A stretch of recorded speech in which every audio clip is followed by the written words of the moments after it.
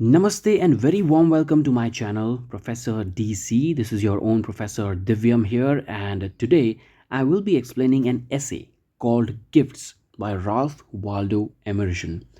On my screen, you can see the original essay, and what I'll be doing is I will explain each line in very simple words, and I will also give you the meanings of difficult words so that you can note it down and it will be helpful for your own revision. So let's get right into it. It starts with a short poem. The poem says, "Gifts of one who loved me, it was high time they came. When he ceased to love me, time they stopped for shame."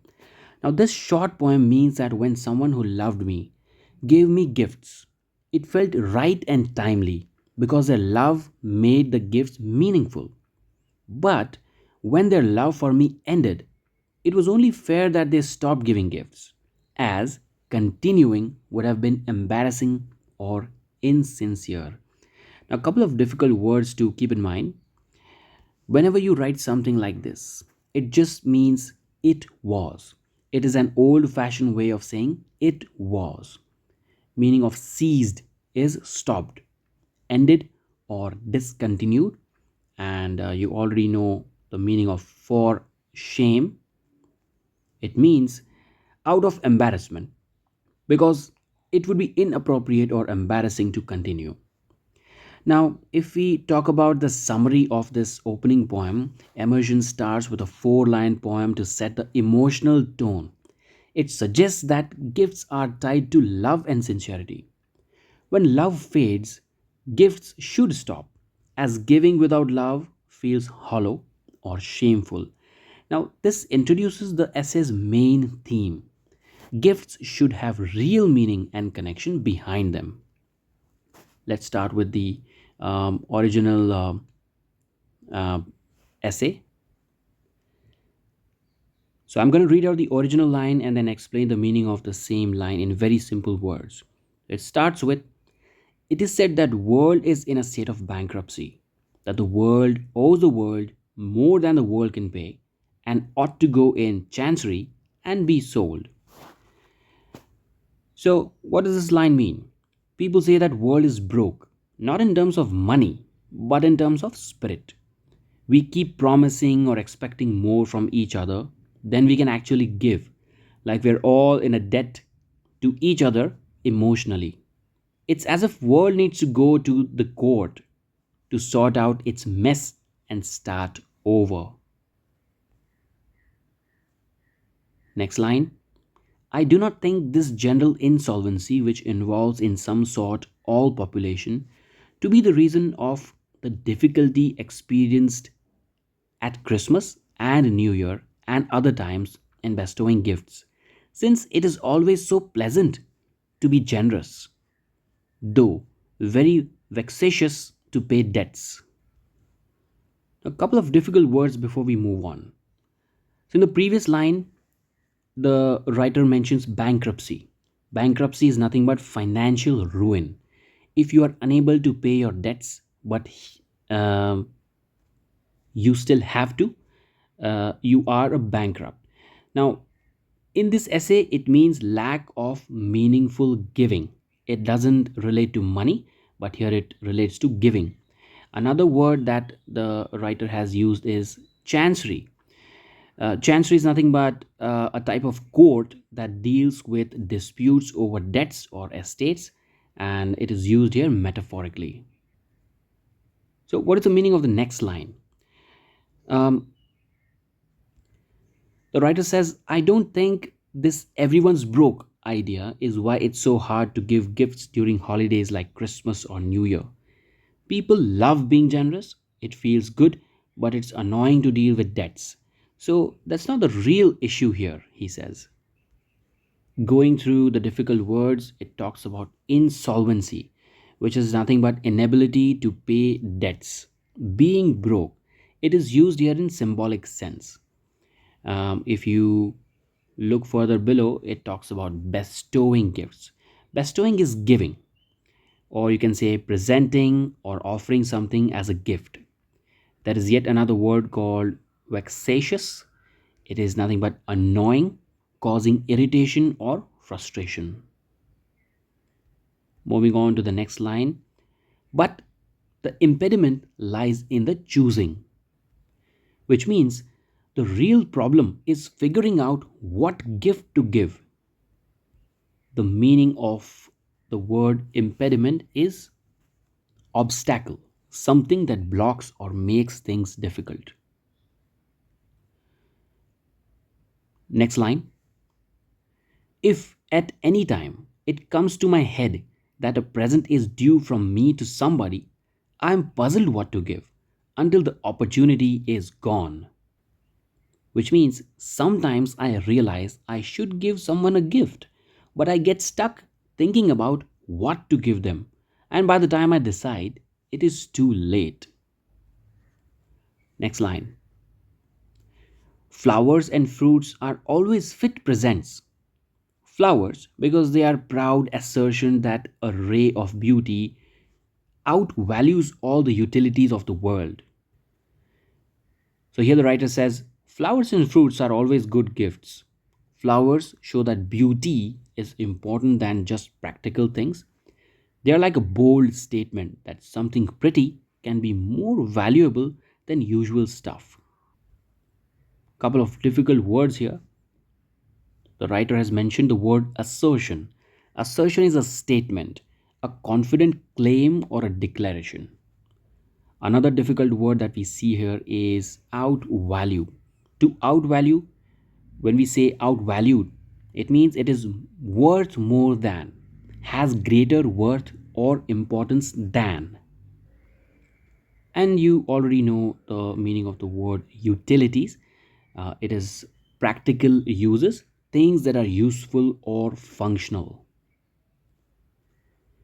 Moving on to the next line. These gay natures contrast with somewhat stern countenance of ordinary nature. They are like music heard out of workhouse. So the bright and happy vibe of flowers stand out against the usual serious and plain look of nature. It's like hearing beautiful music coming out of a sad place like a poor house. Difficult word meanings here the word gay means cheerful. In literal English, gay is nothing but cheerful, happy, or bright. Stern, it means serious, strict, or harsh looking. The word countenance means appearance, the look or expression of something. And the meaning of the word workhouse is poorhouse, a place where poor people were forced to live and work in the 19th century. Next line. Fruits are acceptable gifts because they are flowers of commodities and admit of fantastic values being attached to them.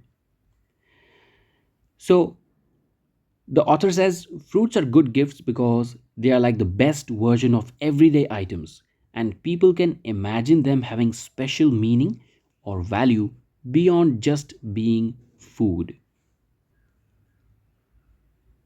The meaning of commodities is goods, things that are bought and sold, and the meaning of admit of. This is a you can consider this as one word. Admit of is nothing but allow for or make room or permit. Moving on to the next line. If a man should send to me a present of a calf or a horse, I should feel uneasy until I had paid its value in some form of civility. Which means if someone gave me something big, like a baby cow or a horse, I'd feel uncomfortable until I could repay them somehow, even if it's just by being extra polite or kind. Now, there's only one difficult word here that is a civility. It means courteous behavior or gestures, or you can say politeness. Next line. Rings and other jewels are not gifts, but apologies for gifts. So the writer says giving someone rings or jewelry isn't a real gift.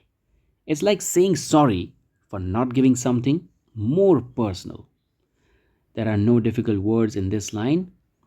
The next line says, the only gift is a portion of thyself. It's a very important line, friends. Um, the meaning of this line is the only true gift is something that comes from you personally, like your time, effort, or creativity, not just something you bought. What are the difficult word meanings here? I can see one word called portion, which is nothing but part, a piece or share of something. And thyself. Thyself is yourself, an old fashioned way of saying yourself. Moving on to the next line, thou must bleed for me,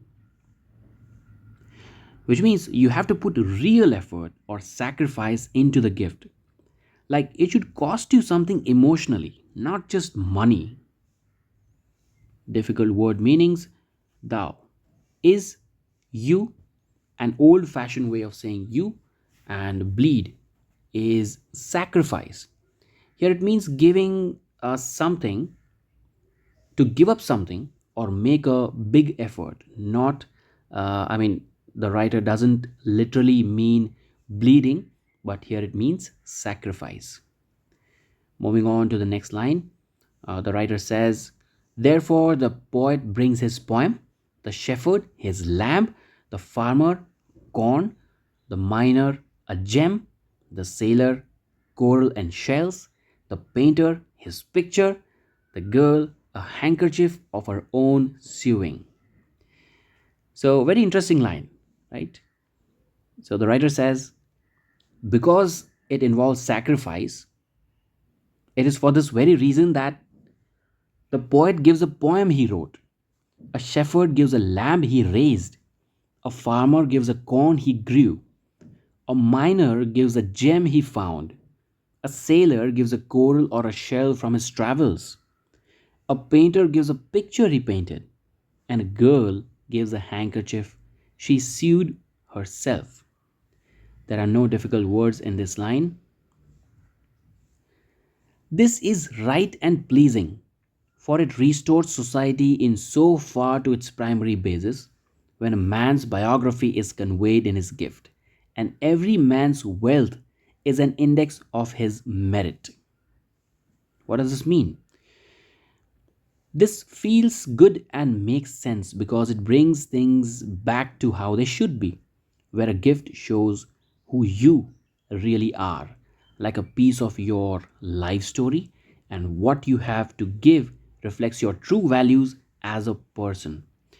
Couple of difficult word meanings here. Restores, it means brings back, returns something to its original state. Next is primary basis. Primary basis. What does primary basis mean? It means to its original foundation, the basic or starting point. Next word here is a couple of words in one single sentence. Biography. You already know this word. It means life story, the story of someone's life. Then you have a simple word called conveyed. It means shown, expressed, or communicated. Then another word is index. It means a way to measure or indicate something. And merit, another easy word here, it means worth, value, or quality. So, having said that, let's move on to the next line. The writer says, but it is a cold, lifeless business when you go to the shops to buy me something which does not represent your life and talent, but a goldsmith's. So the writer says it feels empty and boring when you just go to the store and buy me something that does not show who you are or what you can do. It's like giving me the work of a jewelry maker, giving the work of a jewelry maker instead of something from you. Now, you already know the meaning of goldsmith. Goldsmith is a jeweler's, refers to work of someone who makes gold jewelry, and it is used here to mean something impersonal. That's the only word we have. Moving on to the next line, the writer says, "This is fit for kings and rich men who represent kings and a false state of property to make presents of gold and silver stuffs as a kind of symbolical sin offering or payment of blackmail." So, um, the writer says giving fancy gold and silver things is something kings or super rich people do, and it's tied to a fake idea of wealth. It's like they're giving these things to say sorry for something wrong they did or to pay someone off to keep quiet. What are the difficult word meanings here? I see four difficult word meanings. Um, when you say fit for, it means suitable for or appropriate for. When you say symbolical, it means symbolic, representing something else.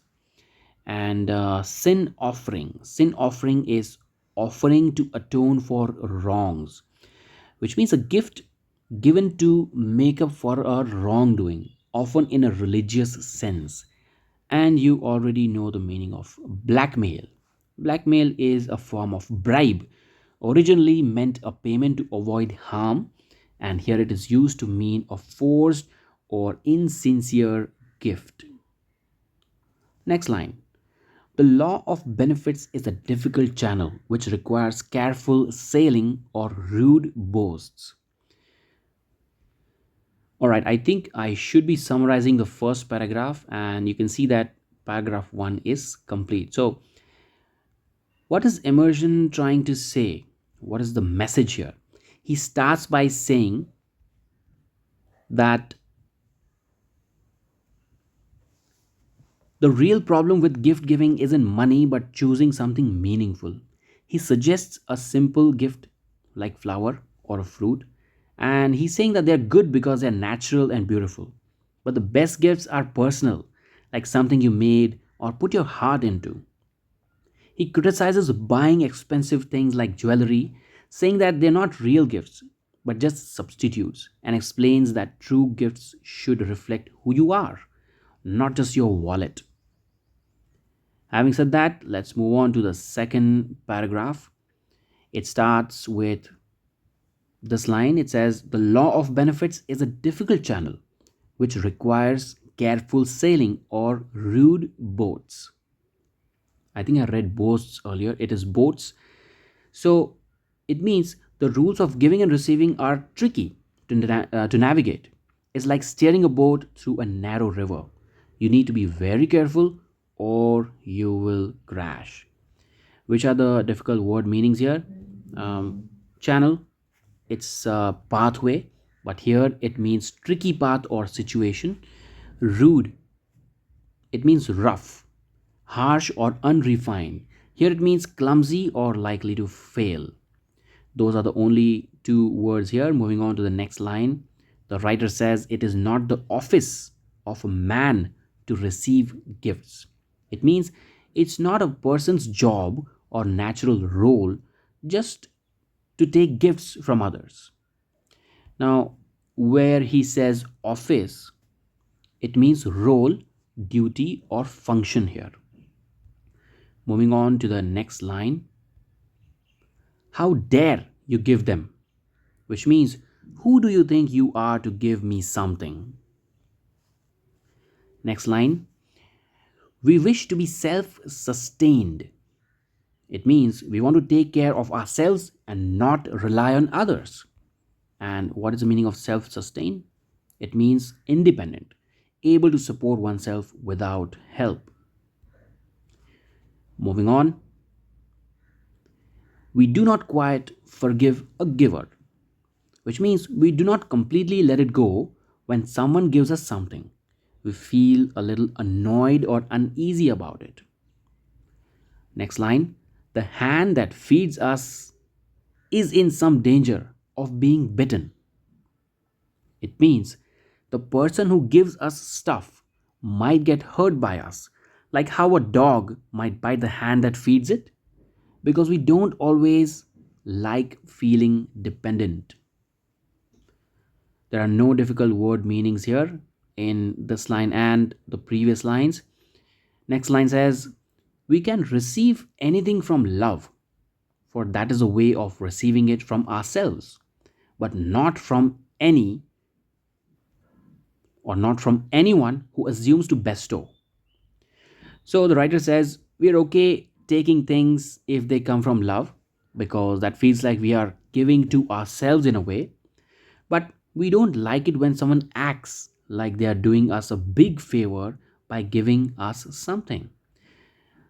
There are two difficult word meanings here. One is assumes, which you already know, which means takes on. In this essay, it means acting like they have the right or authority. And another word is bestow. Bestow is give, uh, to present, or to offer something. Moving on to the following lines. We sometimes hate the meat which we eat because there seems something of degrading dependence in living by it. Which means sometimes we don't even like the food we eat if it comes from someone else, because it makes us feel embarrassed or weak for needing it. There are two difficult words here. One is degrading, which means humiliating, making something or someone feel less worthy or ashamed. And second word here is dependence or reliance, needing someone else to provide for you. Moving on to the next set of lines. Brother of, I'll read it again. It says, brother, if Jove to thee a present make, take heed that from his hands thou nothing take. This is a quote saying, hey, if a powerful god like Jove gives you a gift, be careful not to take it.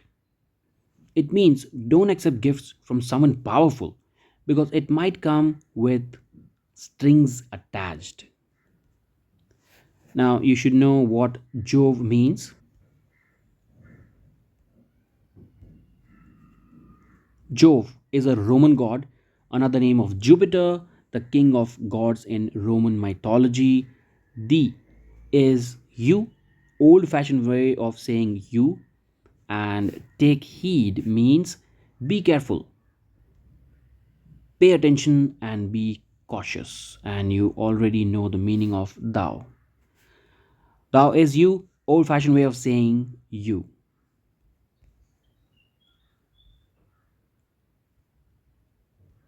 Next line, we ask the whole, meaning we want everything, not just bits and pieces. Nothing less will content us. It means anything less than everything won't make us happy. You already know the meaning of the word content. It means to satisfy or to make someone feel happy or fulfilled. Next line, we arrange society if it do not give us besides earth and fire and water, opportunity, love, reverence, and objects of permanent value. So the writer says we blame the society if it doesn't give us more than just basic stuff like land, fire, and water. We also want chances to grow, love, respect, and things that last forever in value. The meaning of the word um, arraign is to criticize, to accuse, or to blame. The meaning of the word reverence is deep respect or feeling of awe or admiration. And the meaning of the word permanent here is lasting, something that does not go away or fade away. Moving on to the next line, the writer says, we are not now considering charity, which is another affair and has its own laws, but we speak of those gifts which are natural effusions of goodwill, as when a mother gives her child a toy or a friend sends a book to a friend. So it means I'm not talking about charity here. That's a different thing with its own rules. The writer says I'm talking about gifts that come naturally from kindness, like a mom giving her kid a toy or a friend sending you a book they think you will like. Word meanings charity. It means giving to the needy, help giving to those in need, often organized. And another word here is effusions. It means outpourings, something that flows out naturally, like emotions or kindness. And you know the meaning of goodwill. Goodwill is kindness, friendly or helpful feelings toward others. Moving on to the next line, the writer continues to say, the gift to be true must be the flowing of the giver unto me, correspondent to my flowing unto him.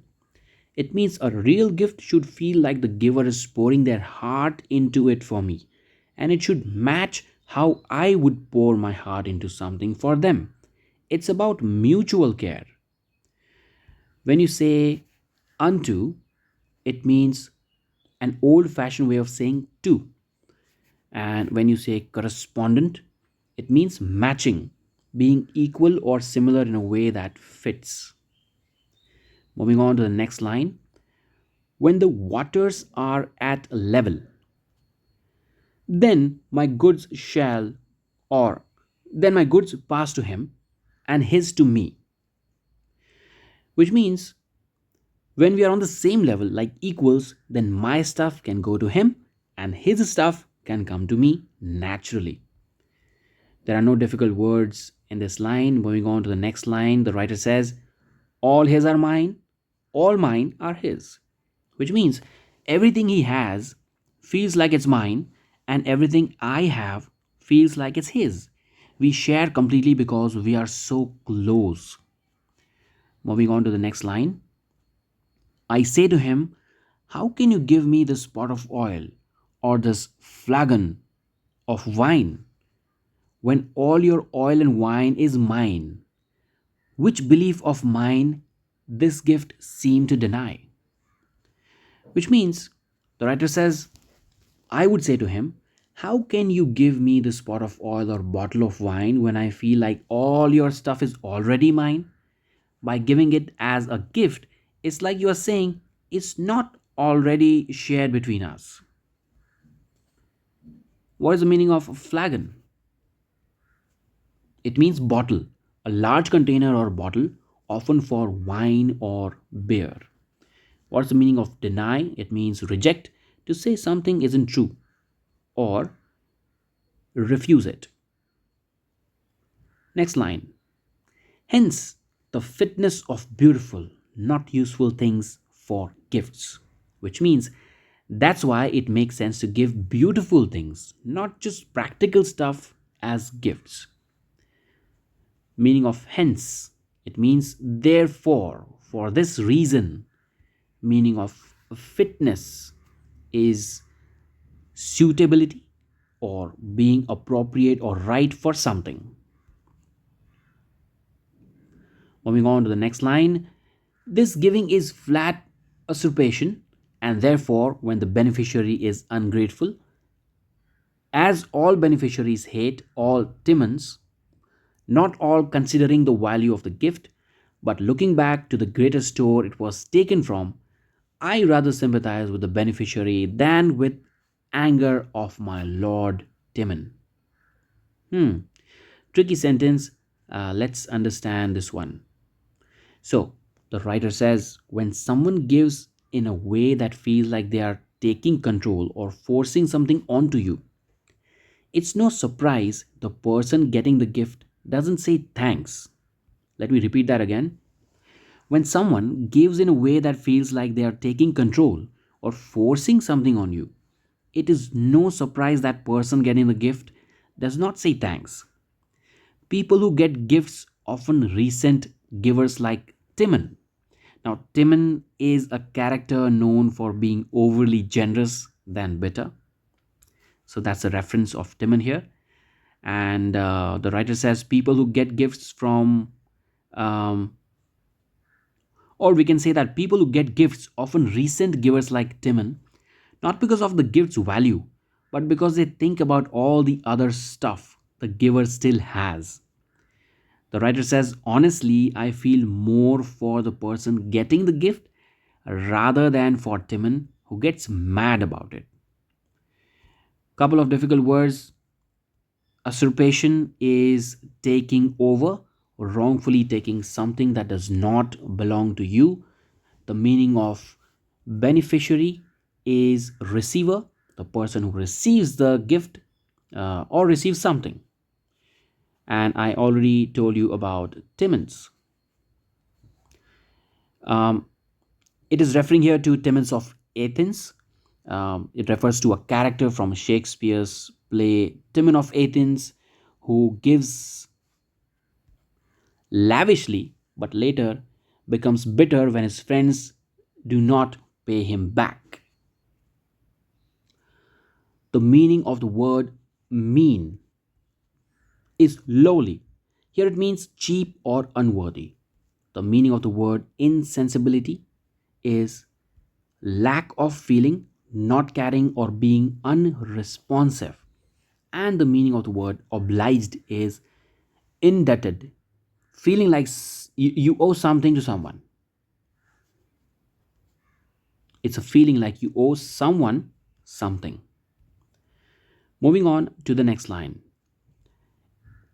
It is a great happiness to get off without injury and heartburning from one who has the ill luck to be served by you. It means it really feels good to walk away without any hard feelings or bitterness after helping someone who did not really want your help in the first place. Now, the meaning of heartburning here is resentment, deep anger, or bitterness. The meaning of ill luck is bad fortune, misfortune, or bad luck. Let's move on to the next line. It is very onerous. It is a very onerous business, this of being served, and the debtor naturally wishes to give you a slap. It means it is really tough and feels like a burden to be the one helped, and the person who feels indebted might even want to lash out at you.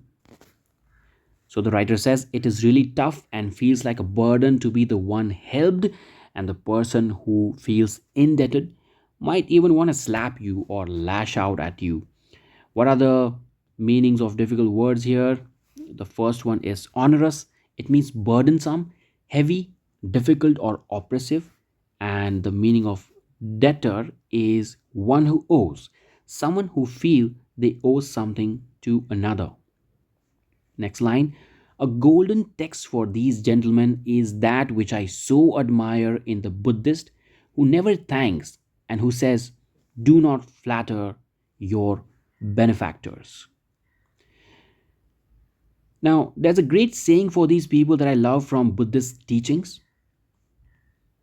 They don't say thanks and instead say, don't praise the people who give to you. It means don't make a big deal out of thanking someone. It just creates more pressure. Meanings of difficult words. Golden text is valuable saying, a wise or important statement. Benefactors is another word here. It means givers, people who give help or gifts. Now we have come to the end of the second paragraph, and let's summarize this. Emerson explains why giving and receiving gifts can be awkward or even cause resentment. People don't like feeling dependent, so they often don't fully appreciate gifts. He says real gifts should come from love, not obligation, and should not expect gratitude in return. If you expect thanks, you might just end up disappointed or hurt because the person receiving might feel burdened instead of grateful. And with that, I believe we have reached the last paragraph, paragraph 3, which talks about the imbalance and futility of material gifts. So the writer says the reasons for these discords I conceive to be that there is no commensurability between a man and a gift. So the writer says, I think the reason for all these problems is that you can't really measure a person's worth against any gift. No gift can truly match up to a person's value.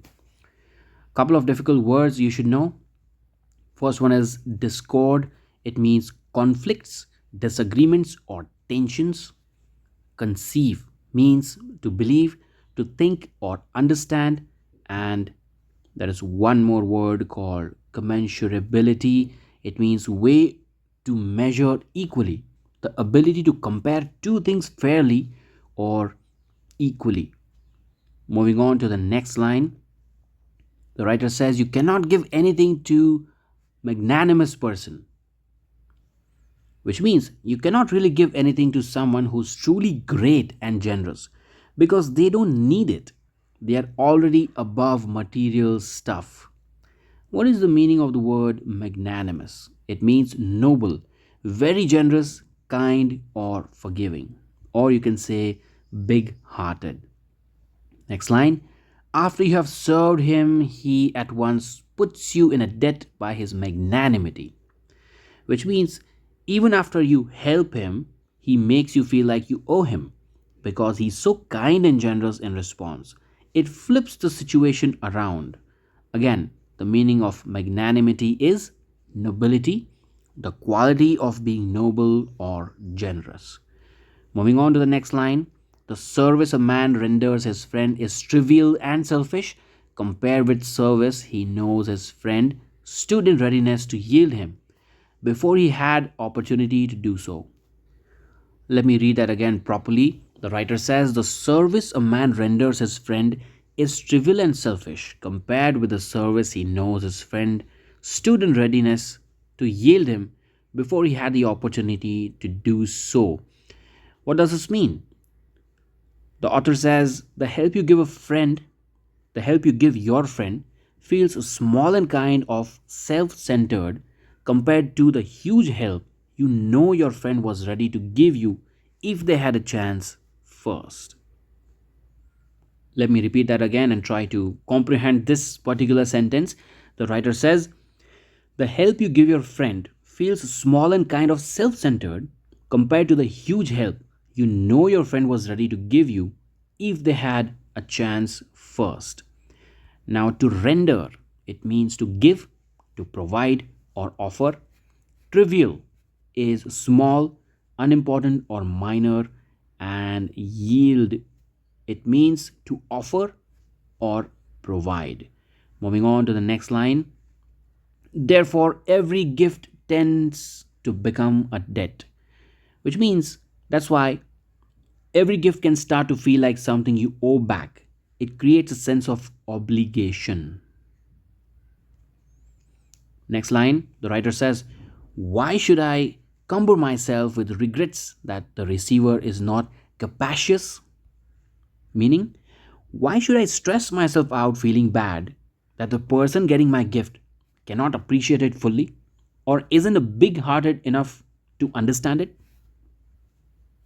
The meaning of cumber is burden, to weigh down, or trouble.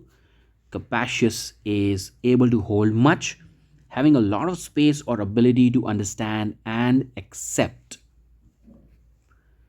Moving on to the next line, the writer says, it never troubles the sun that some of his rays fall wide and wane into ungrateful space, and only small part on the reflecting planet. Interesting sentence, right? The writer says the sun doesn't care that some of its light goes into empty space and is not appreciated. It's fine with just a little bit of shining on the planet that reflects back. The meaning of vain is useless, without purpose or result, and the meaning of ungrateful is unappreciative, not giving thanks or recognition. Moving on to the next line, let your greatness educate the crude and cold companion, meaning let your own awesomeness teach the rough and distant person you are dealing with. The meaning of crude is unrefined, rough, simple, not polished. Next line, if he is unequal, he will presently pass away. But thou art enlarged by thy own shining, and no longer a maid for frogs and worms. Thou art sore born with the gods of Empyrean. The correct pronunciation of the word is Empyrean. This one here. All right. So it means if that person is not on your level, they'll fade away eventually. But you'll grow bigger and better by being your amazing self. And you'll rise above small minded people, shining brightly like you belong with the gods in the sky. Couple of difficult words here in one single sentence. Let's go through them one by one. The meaning of unequal is not on your level, not equal in quality or worth. The meaning of presently is soon, in a little while. The meaning of, let's see, the meaning of thou art is you are. Old fashioned way of saying you are enlarged, thou art enlarged. And the meaning of thy is your, old fashioned way of saying your. And the meaning of empyrean is heavens, the highest part of heaven in ancient beliefs. Moving on to the next sentence. It is thought that the selfish man increases his portion by taking from another. But it is not so. He loses only what he gives, but what he withholds. For it turns to poison in his keeping, and the only way to keep a great estate is to give it away faster than it comes in. Okay, this is a long sentence. Let's understand the meaning in very simple words. People think a selfish guy gets more by taking from others, but that's wrong. He loses both what he gives and what he keeps because holding on to stuff turns bad like poison. The only way to keep a lot of good things in life is to give them away faster than you get them. That's the meaning of this sentence, and let's go through the difficult words here. First of all, the meaning of the word portion is share. As you already know, it is amount or part of something. Meaning of withhold is keeps back or refuses to give or share. The meaning of estate is wealth, but here it means all the good things in life, not just money. Moving on to the next line, it says, our friend must be a perpetual gift to us, not a debt, a joy, not a burden, which means our friend should always feel like a gift that keeps giving, not something we owe back. They should bring happiness, not stress. Perpetual. What is perpetual? It means constant, never ending, or ongoing. With that being said, we are at the end of paragraph number 3. Let's summarize. So, Emerson wraps up by saying gifts often create problems because they can't match a person's true worth, especially if the person is really noble. Gifts can feel like debts instead of joys, and if the receiver does not appreciate them, don't worry. Just keep being your amazing self, like the sun, who does not care where the rays go. He also says being selfish doesn't make you richer, it poisons what you hold on to.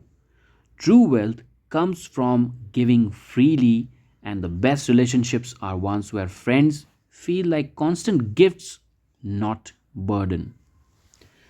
With that being said, the explanation of the whole essay is over, and final notes from my side.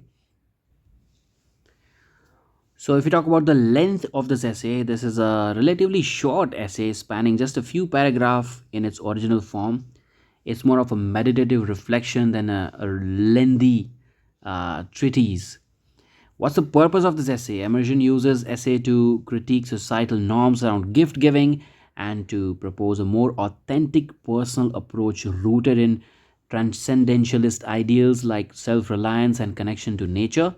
If you see the style of writing, the language is dense and philosophical, with poetic flourishes like the opening poem and classical references like the Buddhist saying the quote from the Jove.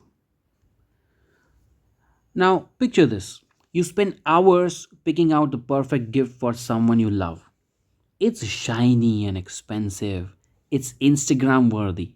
You hand it over, they smile, they say thanks, and then toss it in a drawer, never to be seen again.